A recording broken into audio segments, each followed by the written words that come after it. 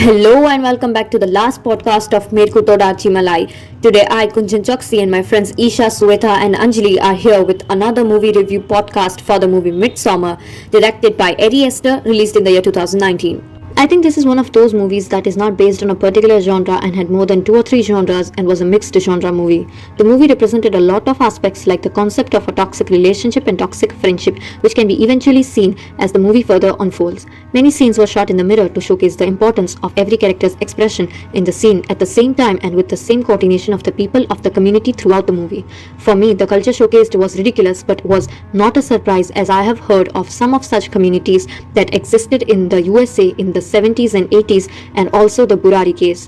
So it was no surprise to see the traditions of the community in the movie that was inspired from such real life incidents. To be honest, when I watched the movie, for me it was like there are two different worlds or dimensions presented. It feels like being in the present time only. The characters experienced 2 centuries. Like the starting of the movie was like the modern day world, where everything was falling apart in Danny's life, which very well got mixed with the surrounding and dull clothes to represent the disastrous events occurring.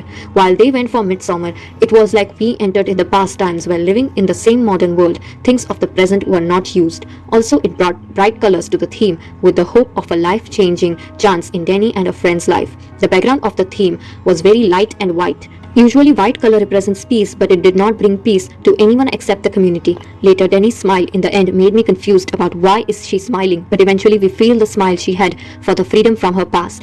For some, the ending can be happy, and for others, it can be unhappy. Talking about the cinematography of the film, the movie focuses on having ambient lighting, though it is a psychological thriller.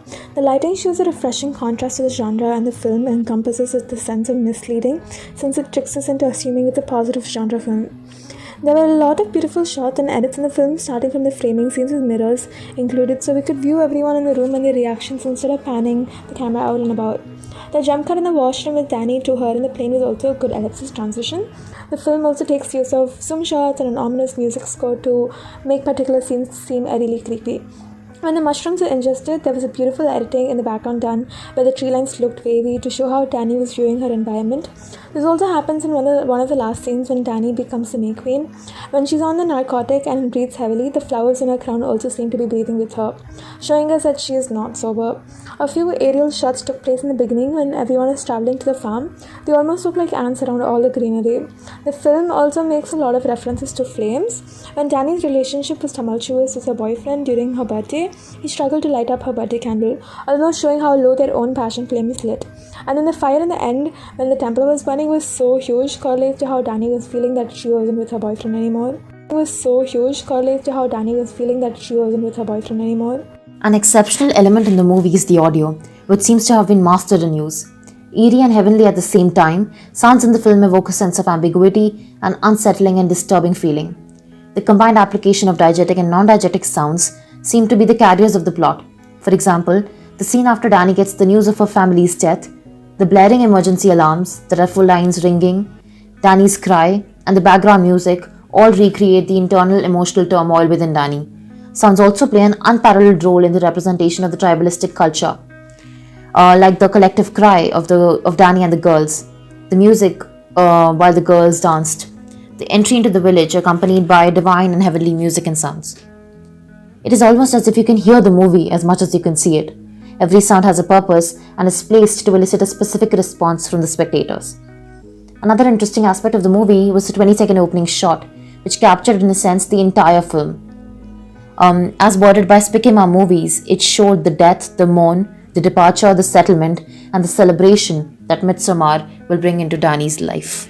Midsommar is a beautifully horrendous film, and it is one of those rare films that mostly gets undershadowed because of mainstream cinema.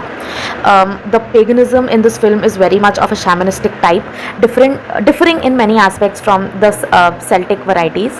A May Queen is chosen at the Midsommar, the winner of a dance around a pole. You dance there until one woman is left standing, and in the old days the Dark One forced the young to dance till they died. Now the young women dance in defiance of him.